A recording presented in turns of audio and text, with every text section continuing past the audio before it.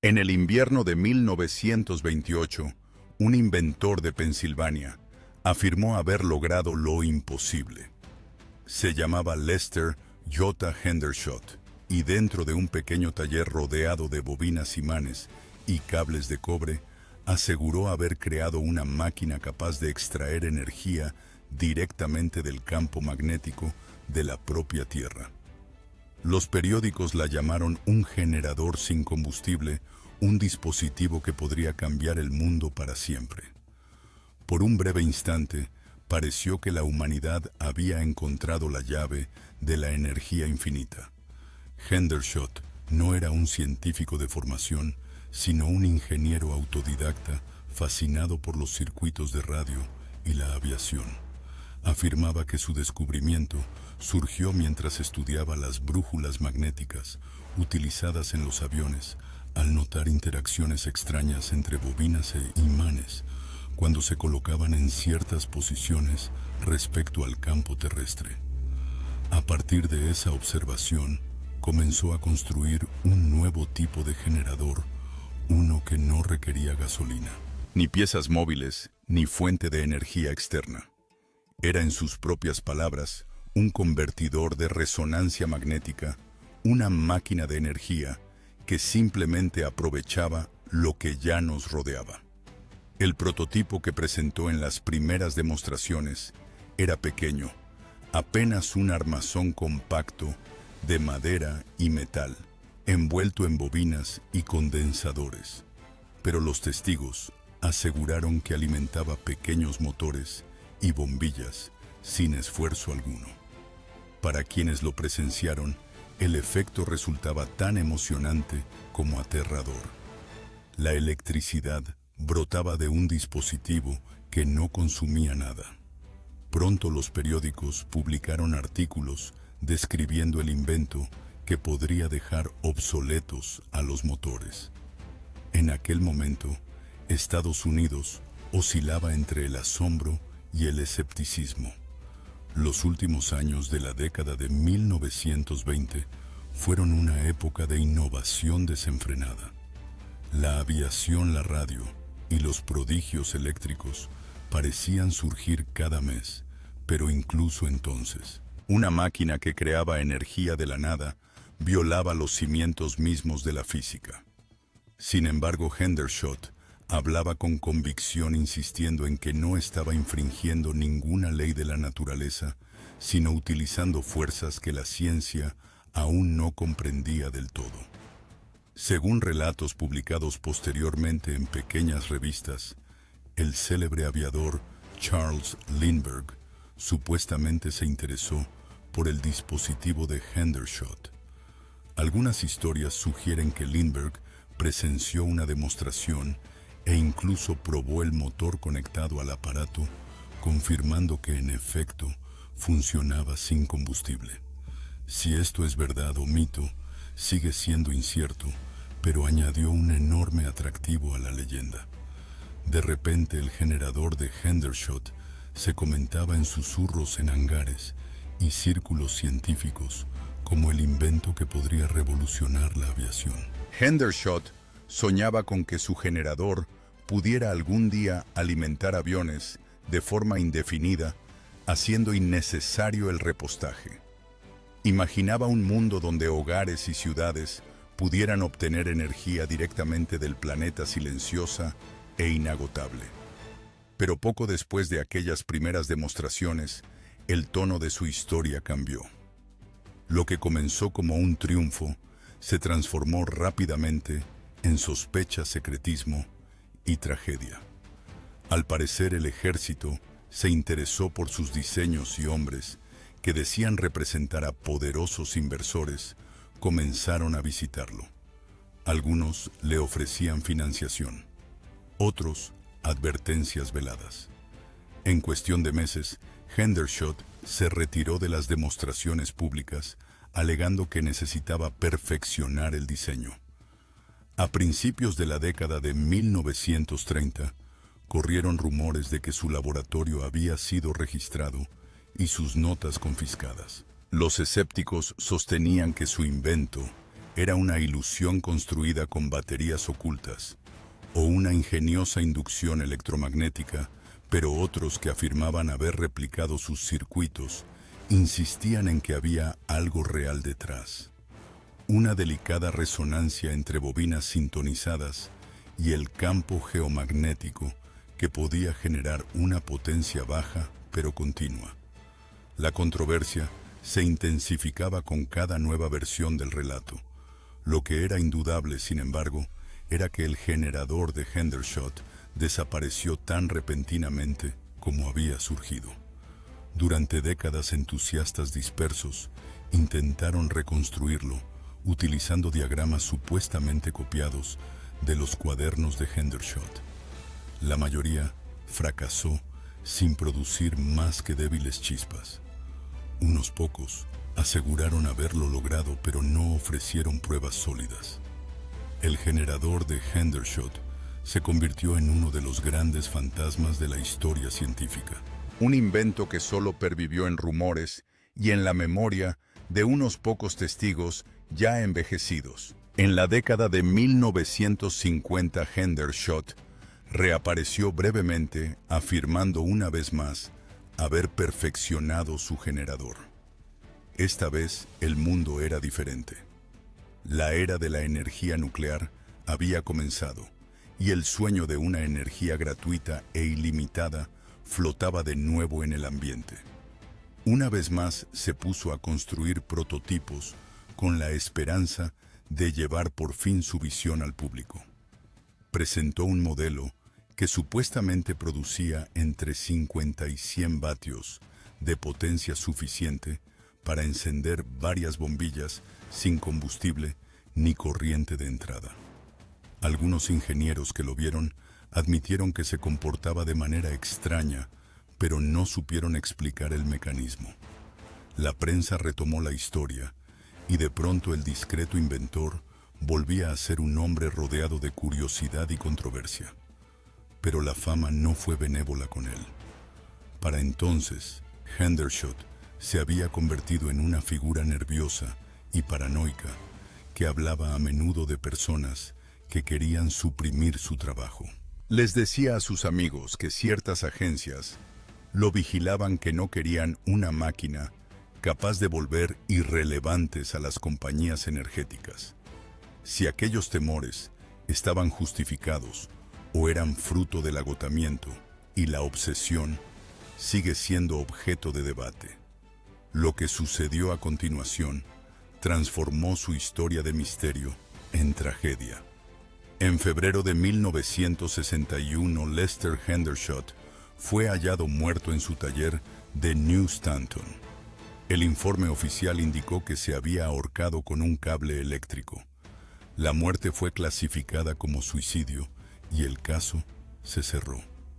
Pero para quienes lo conocían, la explicación nunca resultó del todo convincente. En las semanas previas a su muerte, había estado trabajando en otro prototipo más, y según los testimonios, se mostraba entusiasmado con un nuevo descubrimiento. Algunos decían que acababa de conseguir un posible acuerdo para fabricar su generador en serie. Otros aseguraban que estaba planeando una demostración ante la prensa. Ninguno de esos planes encajaba con la imagen de un hombre que se preparaba para quitarse la vida. Corrieron rumores de que su taller había sido registrado antes de que llegaran los investigadores. Algunos afirmaron que sus papeles y bobinas habían desaparecido, que su cuaderno ya no estaba. Los vecinos recordaban visitantes extraños en coches sin identificar días antes de su muerte. Si se trata de distorsiones de la memoria o de fragmentos de verdad, sigue siendo incierto, pero constituyen la base de la leyenda de muerte misteriosa que aún lo envuelve hoy en día. La ausencia de una investigación exhaustiva llevó a muchos, incluida su familia, a sospechar que se trataba de un crimen y a teorizar que su innovador trabajo representaba una amenaza significativa para las grandes corporaciones energéticas. Corrieron rumores de que Hendershot Había sido advertido por una importante empresa cuyo nombre se negó a revelar para que cesara todo trabajo relacionado con su generador, lo que subrayaba la posible perturbación que su invento podría causar a su lucrativo negocio.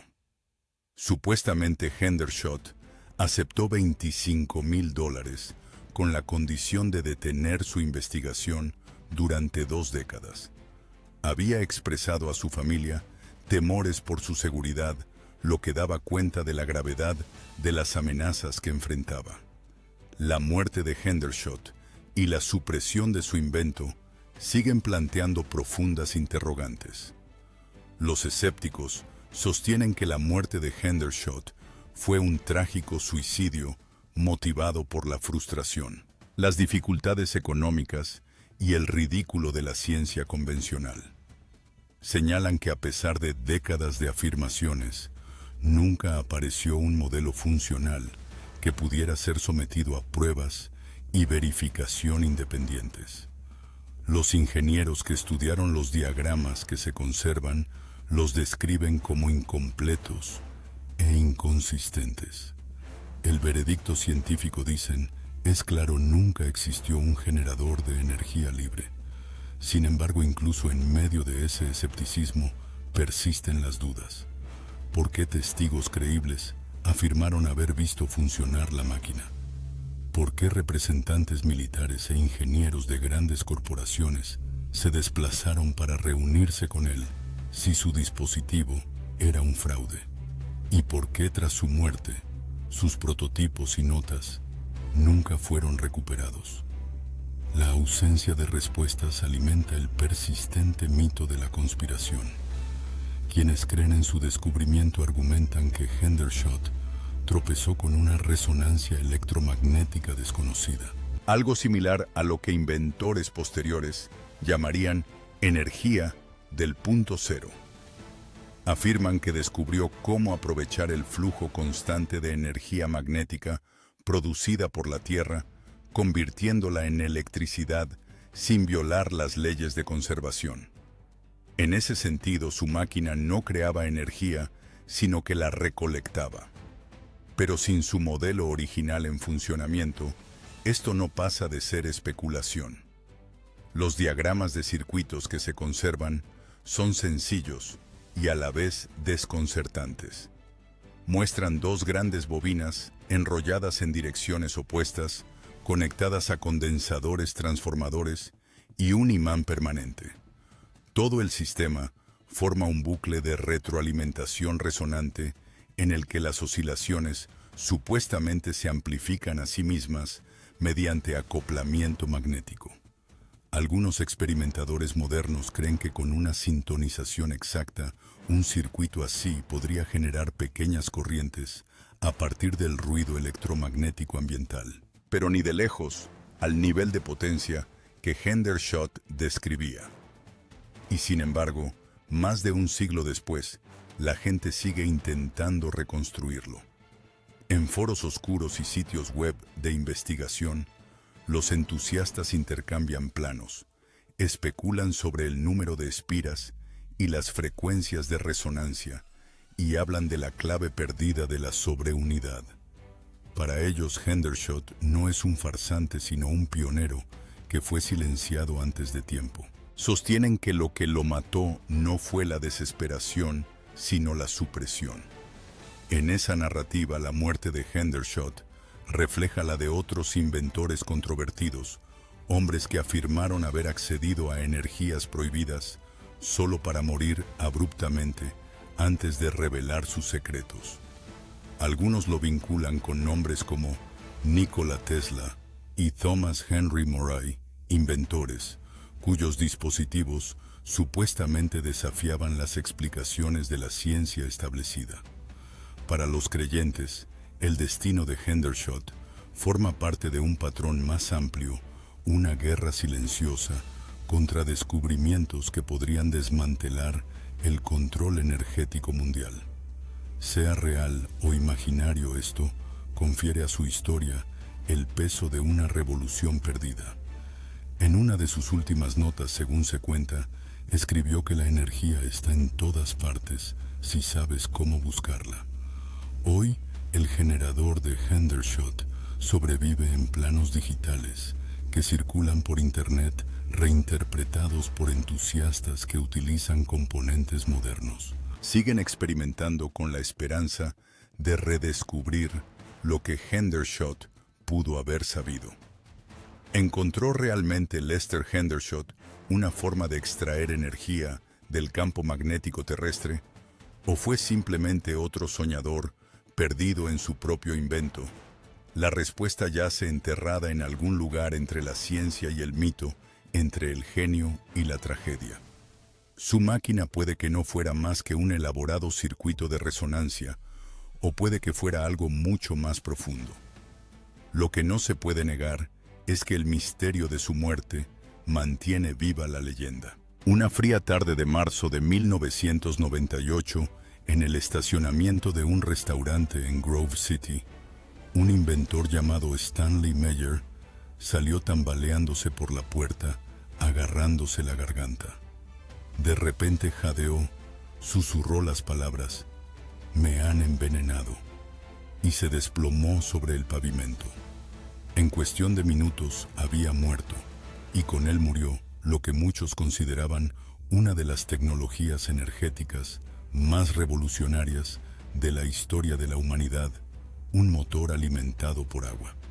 Stanley Meyer no era un científico convencional, sino un pensador independiente con una profunda curiosidad por la física y la química. Nacido en 1940, dedicó gran parte de su vida a experimentar en su garaje, persiguiendo ideas que los ingenieros convencionales descartaban como imposibles. Su invento más célebre, la celda de combustible de agua, era un dispositivo que, según él, podía propulsar un automóvil utilizando únicamente agua corriente. Meyer aseguraba haber descubierto un método para separar las moléculas de agua en hidrógeno y oxígeno, empleando una cantidad ínfima de energía eléctrica, muy inferior a la que requería la electrólisis convencional. Un inventor local ha descubierto una forma, escuchen bien, de usar agua para hacer funcionar su coche. Los excitadores tubulares, o zonas de voltaje, se sumergen en agua natural, formando la celda de combustible de agua. Una vez energizados, los gases se generan rápidamente, bajo demanda, liberando energía en forma de gas hidrógeno, que es 2,5 veces más potente que la gasolina. Si sus afirmaciones eran ciertas, habrían puesto patas arriba los cimientos de la industria energética. Un coche que funcionara con agua no necesitaría gasolina ni petróleo, ni combustibles fósiles de ningún tipo. Las implicaciones eran asombrosas: energía limpia y renovable a partir de un recurso disponible en cualquier lugar del planeta. Pero semejante avance, como muchos antes que él, habían aprendido, amenazaba a intereses poderosos. Desde el momento en que Meyer hizo público su invento, comenzó a enfrentarse al escepticismo, el acoso y finalmente a acontecimientos que muchos aún interpretan como una supresión deliberada. La celda de combustible de agua de Meyer se basaba en una idea sencilla, pero radical. En la electrólisis convencional, la electricidad descompone el agua en hidrógeno y oxígeno, pero consume más energía de la que el hidrógeno puede liberar al quemarse. Meyer afirmaba haber superado esta limitación utilizando pulsos eléctricos de alta frecuencia para entrar en resonancia con las moléculas de agua, debilitando los enlaces entre el hidrógeno y el oxígeno. Denominó al proceso electrólisis por resonancia y aseguró que solo requería miliamperios de corriente para producir grandes cantidades de gas. Unas varillas de aleación que actúan como electrodos se alojan en un recipiente de metacrilato lleno de agua. Se introduce el voltaje normal de la red a través de un transformador. Pero lo fundamental es que prácticamente no se consume corriente, menos de medio amperio. Meyer afirmaba que la clave estaba en su electrónica, que enviaba pulsos eléctricos rápidamente a través de las varillas a hasta 20.000 ciclos por segundo. Patentó su sistema en la década de 1980 y lo demostró ante periodistas, ingenieros e inversores. Los testigos aseguraron haber visto bogies de arena propulsados por agua circulando por las carreteras de Ohio sin gasolina. Cuando le preguntaban cómo funcionaba Meyer, explicaba que la clave residía en sintonizar la frecuencia eléctrica con la resonancia natural de la molécula de agua, logrando que se disociara de manera eficiente. Afirmaba que al hacerlo, el agua se convertía en una fuente de combustible viable capaz de revolucionar el transporte y la producción energética. El dispositivo atrajo tanto fascinación como hostilidad. Algunos científicos lo descartaron como un malentendido de la física, asegurando que sus afirmaciones violaban las leyes de la termodinámica. Sin embargo, otros que examinaron el dispositivo en persona se marcharon con dudas, incapaces de explicar su aparente rendimiento. Un físico diría más tarde: si es un fraude, es el más convincente que he visto en mi vida. El garaje de Meyer se convirtió en objeto de curiosidad con periodistas, investigadores y funcionarios del gobierno presentándose para ver con sus propios ojos la máquina imposible. El coche en sí era un buggy de arena modificado equipado con tanques de agua, cilindros de acero inoxidable y unidades de control electrónico. Meyer insistía en que no había fuentes de combustible ocultas. Vertía agua, accionaba un interruptor y el motor cobraba vida con un rugido. Según sus afirmaciones, un solo galón de agua podía impulsar el coche a través de todo Estados Unidos.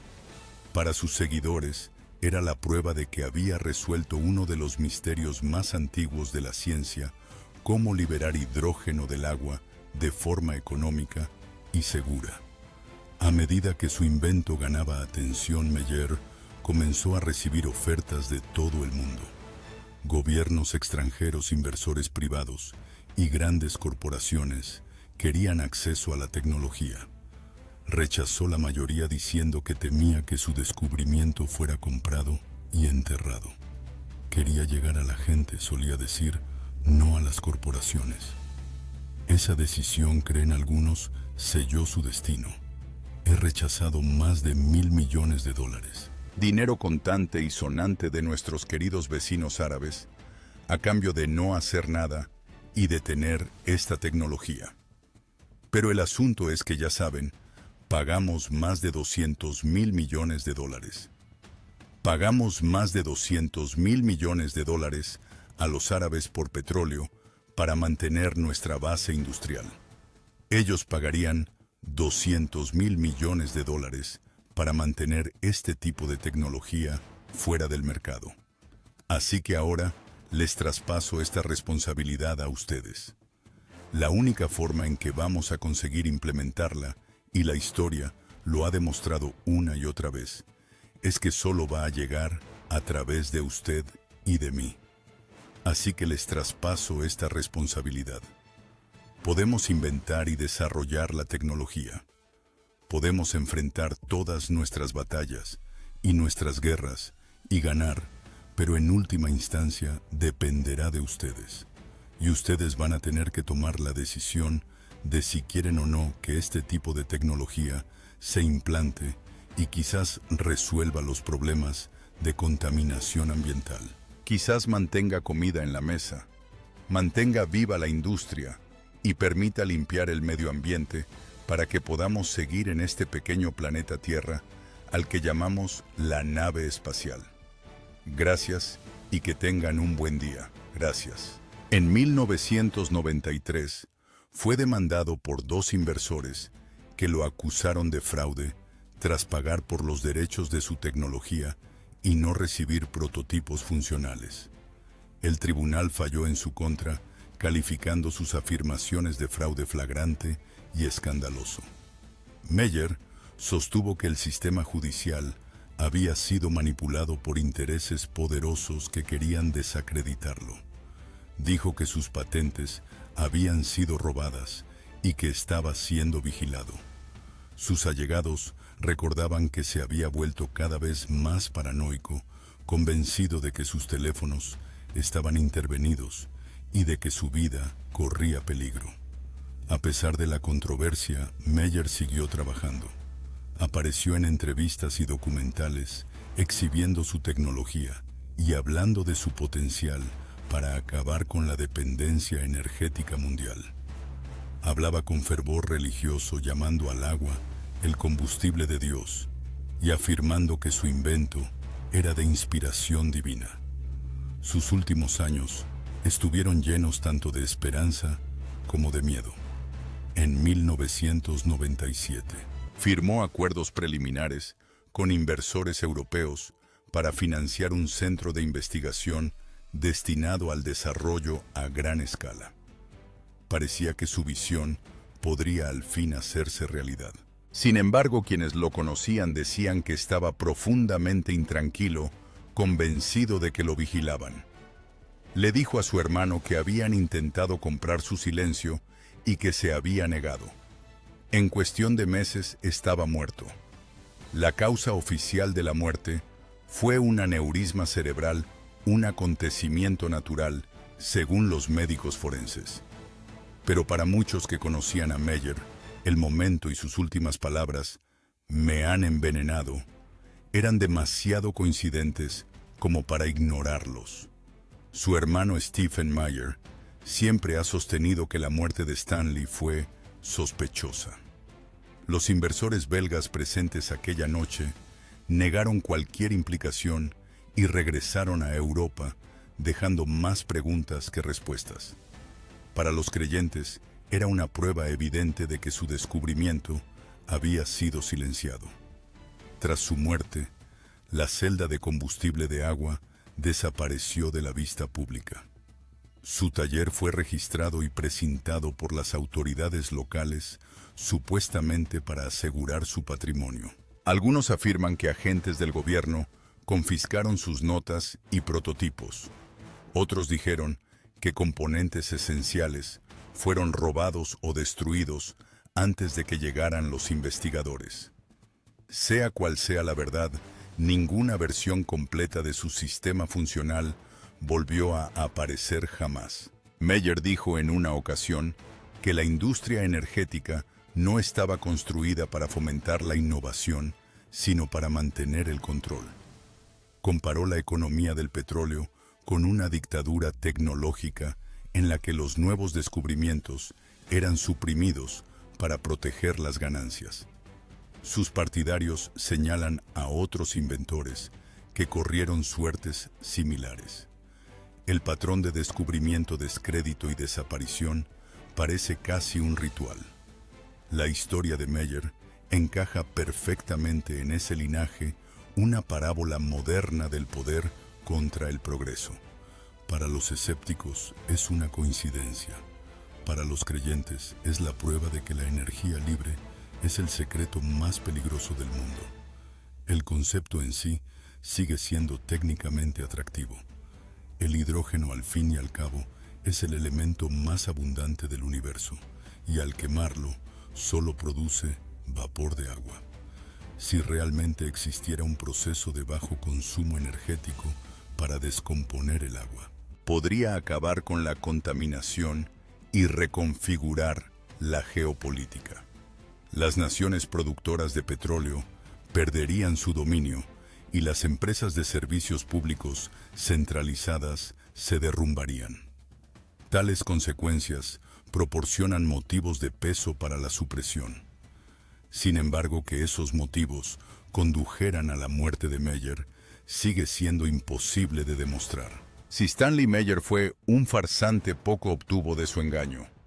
Vivió con modestia, nunca se enriqueció con sus afirmaciones y pasó la mayor parte de su vida trabajando solo en su taller. Si fue auténtico, su muerte representa una de las mayores pérdidas de la historia tecnológica. En cualquier caso, dejó tras de sí un relato demasiado cautivador como para ignorarlo, el de un hombre que prometió la liberación del petróleo y murió susurrando que lo habían silenciado por ello. En un oscuro laboratorio de Salt Lake City, durante la década de 1930, varios testigos afirmaron haber presenciado algo imposible. Thomas Henry Morey, un ingeniero eléctrico y seguidor de la obra de Nikola Tesla, accionó un interruptor y hileras de bombillas se encendieron con fuerza. Los motores zumbaron y un calor radiante llenó la sala. El dispositivo ante ellos era silencioso, no tenía partes móviles, ni fuente de combustible visible, ni conexión eléctrica a red alguna. Morey aseguró que se alimentaba de un océano cósmico de energía que fluía constantemente a través de todo el espacio, una fuente inagotable a la espera de ser aprovechada. Lo llamó energía radiante, describiéndola como más sutil que la electricidad y más penetrante que las ondas de radio. Insistía en que el propio universo estaba vivo con esta corriente invisible y que su máquina podía convertirla en energía utilizable. Según los testigos, la producción era asombrosa. Decenas de kilovatios brotando de una pequeña caja de bobinas, condensadores y válvulas de vacío. Para quienes lo presenciaron, el dispositivo desafiaba todas las leyes conocidas de la física, y para Morey era la llave de la liberación definitiva de la humanidad respecto a los combustibles fósiles. Thomas Henry Morey nació en Salt Lake City, Utah, en 1892, en una época de rápidos descubrimientos científicos. Desde muy joven mostró una fascinación por la electricidad y las comunicaciones inalámbricas. Siendo adolescente, construyó sus propios receptores de radio y comenzó a experimentar con antenas y detectores de cristal. Para cuando se graduó de la universidad, sus intereses ya se habían orientado hacia los misterios de la energía invisible del universo. A principios de la década de 1920, mientras trabajaba como ingeniero eléctrico, Morey empezó a desarrollar una hipótesis inusual inspirada en la obra de Nikola Tesla. Creía que el espacio que rodea la Tierra estaba impregnado de una forma de energía latente a la que llamó energía radiante. Era, en su opinión, la misma fuerza cósmica que alimentaba las estrellas y que podía convertirse en electricidad utilizable. Imaginaba el universo como un mar de vibración infinita, y si lograba encontrar el tipo adecuado de material, podría captar y transformar esa energía en corriente eléctrica. Sus primeros experimentos utilizaron componentes de radio convencionales. Morey construyó circuitos sintonizados con bobinas, condensadores y detectores de cristal similares a los que se empleaban en los primeros receptores inalámbricos. Pero observó efectos extraños. Ciertas combinaciones de metales y minerales producían corrientes medibles incluso cuando no se estaba transmitiendo ninguna señal. Estos hallazgos lo convencieron de que había tropezado con algo que desafiaba toda explicación convencional. En su cuaderno escribió que había accedido a la energía del propio cosmos. Para 1925, Morey había ensamblado lo que afirmaba era el primer prototipo funcional de su dispositivo de energía radiante. Consistía en una antena, cables de toma de tierra y un tubo de vidrio sellado al que llamó la válvula. Este tubo, decía, era la pieza clave de todo el proceso. Captaba oscilaciones de alta frecuencia procedentes del espacio y las convertía en energía eléctrica directa. Realizó pequeñas demostraciones ante colegas, encendiendo bombillas sin fuente de alimentación visible. Algunos lo descartaron como un truco, pero otros se marcharon desconcertados, incapaces de explicar lo que habían presenciado. Hacia 1926, Morey intentó patentar su invento. La Oficina de Patentes de Estados Unidos rechazó la solicitud alegando que el dispositivo no tenía una fuente de energía identificable. Los examinadores de patentes insistieron en que el movimiento perpetuo era imposible y que la explicación de Moray sobre la energía cósmica se parecía demasiado a eso. Revisó la solicitud, pero fue denegada de nuevo. Los rechazos no hicieron sino reforzar su convicción de que las autoridades establecidas se negaban a reconocer descubrimientos que amenazaban a las industrias convencionales. A finales de la década de 1920, continuó perfeccionando su invento, mejorando su estabilidad y potencia de salida. Escribió un manuscrito titulado Beyond the Light Rays, posteriormente ampliado en The Sea of Energy, in which the Earth Floats, en el que describía los fundamentos teóricos de su trabajo. The Sea of Energy, in which the Earth Floats. Fue un libro revolucionario escrito por Thomas Henry Moray, un ingeniero eléctrico y entusiasta de Tesla que a principios de los años 20 comenzó a trabajar en un dispositivo que, según él, interceptaba energía radiante del espacio exterior. Su detector de estado sólido, la válvula Moray, fue diseñado con una compleja serie de semiconductores condensadores de alto voltaje y transformadores conectados a una antena y un cable de tierra. Al estimular las oscilaciones ya existentes de la energía espacial, su dispositivo de energía radiante funcionaba durante días, produciendo 50 kilovatios de electricidad. Sus demostraciones públicas atrajeron la cobertura de los periódicos y a científicos de los laboratorios Bell y de la Administración de Electrificación Rural del Departamento de Agricultura.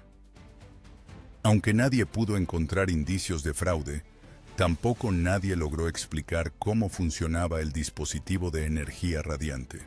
Moray sostenía que el espacio estaba saturado de corrientes de energía subatómica que podían ser convertidas por materiales sintonizados a sus frecuencias naturales.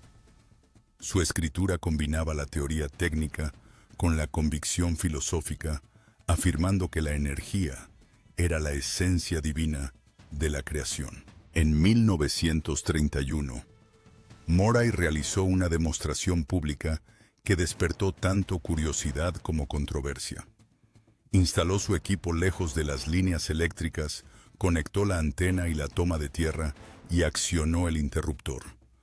Para asombro de los presentes brillantes, lámparas incandescentes cobraron vida.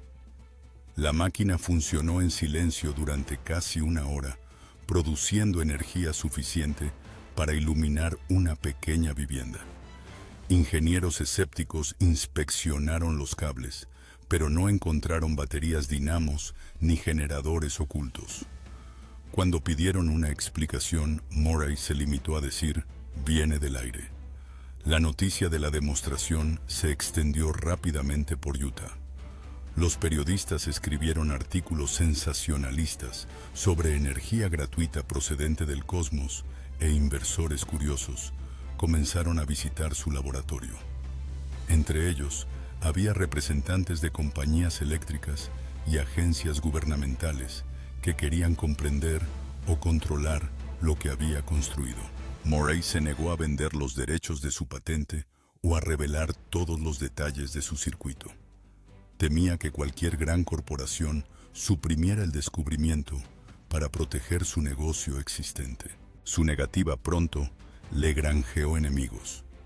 En 1933 fue invitado a realizar una nueva demostración del dispositivo ante funcionarios y científicos de Washington, D.C. Aceptó, pero insistió en mantener partes del circuito selladas por razones de propiedad intelectual. La demostración tuvo lugar en su laboratorio de Salt Lake City. Una vez más, las luces se encendieron y los instrumentos registraron corriente eléctrica. Pero cuando los visitantes solicitaron un desmontaje para inspeccionar el dispositivo, Moray se negó. Se marcharon sin estar convencidos, y el informe oficial concluyó que el origen de la energía era indeterminado. Ese mismo año, la tragedia golpeó cuando el laboratorio de Moray fue vandalizado. Intrusos desconocidos destrozaron el equipo, arrancaron notas y destruyeron varias de sus válvulas especiales. Moray afirmó después que uno de los hombres se había presentado bajo la apariencia de amistad, pero había intentado robar la fórmula secreta del tubo. Durante el enfrentamiento, el intruso supuestamente disparó un arma, haciendo añicos el dispositivo principal. La historia pasó a formar parte de la leyenda que lo rodeaba, pero ningún registro policial confirmó jamás los detalles. Lo que es seguro es que la destrucción lo retrasó años enteros. A mediados de la década de 1930, Moray intentó reconstruir su aparato de memoria y con los componentes que habían sobrevivido. Experimentó con diferentes materiales, entre ellos germanio bismuto y sales de uranio, buscando la combinación exacta que había funcionado antes. Logró reproducir efectos parciales, pero no pudo alcanzar los mismos niveles de potencia que antes de la destrucción. Frustrado, se volvió cada vez más reservado, limitando el acceso incluso a sus ayudantes y familiares. Su investigación, antes tan prometedora, comenzó a estancarse. Durante este periodo, el estado mental y emocional de Moray empezó a deteriorarse. Se convenció de que su trabajo estaba siendo activamente suprimido. Afirmaba que representantes de compañías petroleras y agencias gubernamentales se le habían acercado con ofertas para comprar sus patentes solo para enterrarlas. Les decía a sus allegados que su correspondencia era abierta y que su casa estaba vigilada. Fuera paranoia o acoso genuino. Estas creencias marcaron sus últimos años de vida y profundizaron su desconfianza hacia las autoridades. Desgraciadamente, como les ha sucedido a demasiados inventores, cuando se negó a venderse a intereses poderosos. Moray y su familia fueron amenazados, tiroteados, y su laboratorio fue saqueado.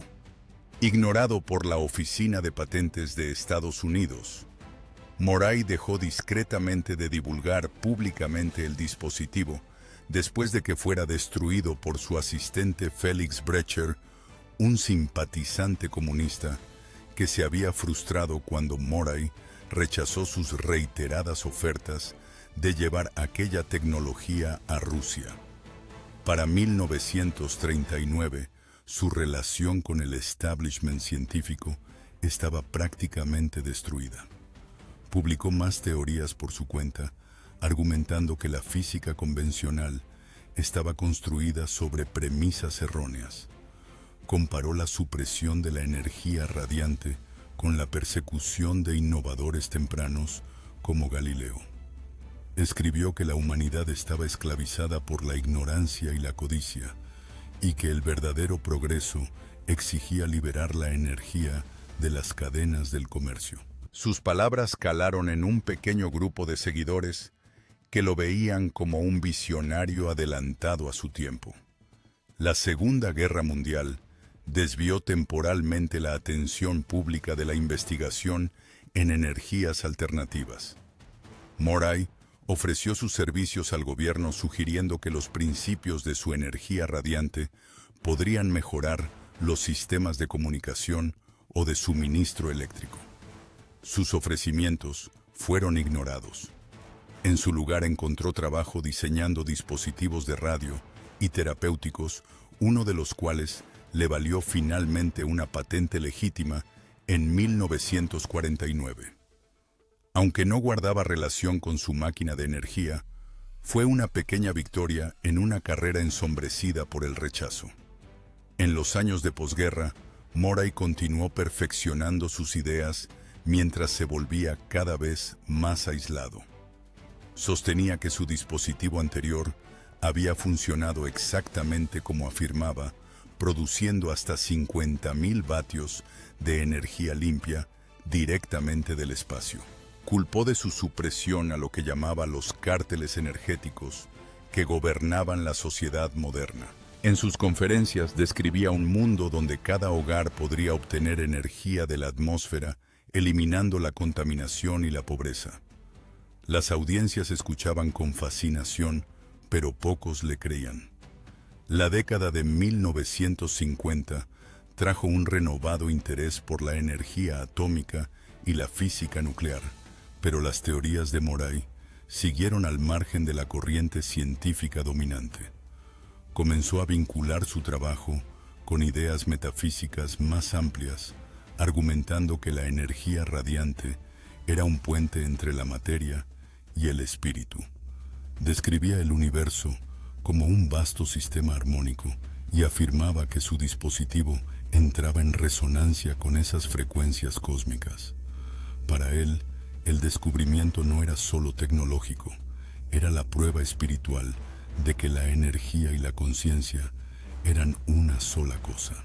En la década de 1960, la salud de Moray comenzó a deteriorarse, pero siguió dando conferencias y escribiendo.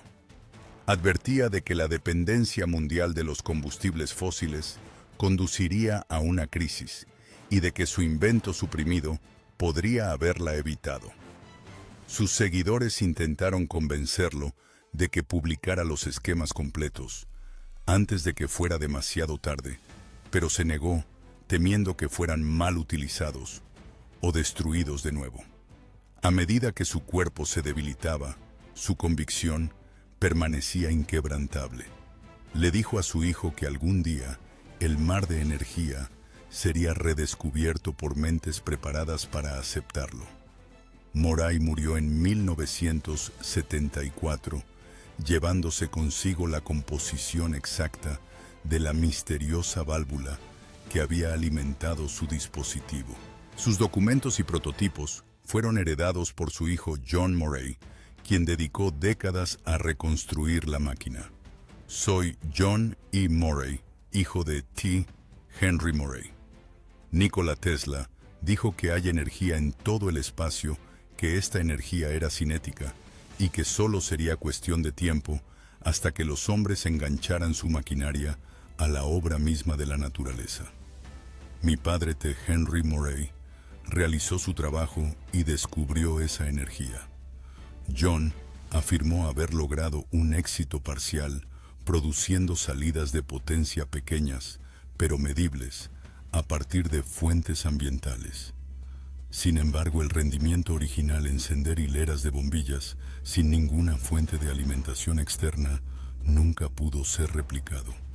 Sin la válvula maestra, el secreto permaneció enterrado en la oscuridad. Tras su muerte, la leyenda de Thomas Henry Moray creció. Los entusiastas de la energía libre citaban su trabajo como prueba de que una energía limpia e ilimitada se había logrado alguna vez y luego había sido silenciada. Los teóricos de la conspiración vinculaban su supresión con las mismas fuerzas ocultas que supuestamente habían enterrado la obra de Tesla. Los escépticos, por su parte, señalaban la ausencia de documentación y la falta de verificación independiente. Argumentaban que las demostraciones de Moray probablemente fueron efectos de radio mal interpretados o incluso un engaño deliberado. El debate continúa hasta el día de hoy. En tiempos modernos, algunos investigadores han revisado las afirmaciones de Moray a la luz de la teoría cuántica y la energía del punto cero. Si bien la física convencional confirma que la energía del vacío existe también, sostiene que no puede extraerse de ninguna forma práctica. Para los partidarios de Moray, esto suena al mismo tipo de rechazo al que él se enfrentó hace casi un siglo. Argumentan que su dispositivo podría haber explotado la resonancia cuántica o la radiación cósmica de maneras que la ciencia aún no comprende. Pero sin pruebas que se conserven tales teorías, no pasan de ser especulación. La historia de Moray refleja la paradoja de la innovación. Se encontraba entre dos mundos, uno impulsado por la prueba científica y otro por la intuición visionaria. Su incapacidad para tender un puente entre ambos dejó su descubrimiento real o imaginario en un limbo permanente. Si su dispositivo realmente funcionó, podría haber transformado la civilización. Si no lo hizo aún así, simboliza el hambre inagotable de la humanidad por trascender sus propios límites. En cualquier caso, su vida encarna tanto la promesa como el peligro de perseguir lo imposible.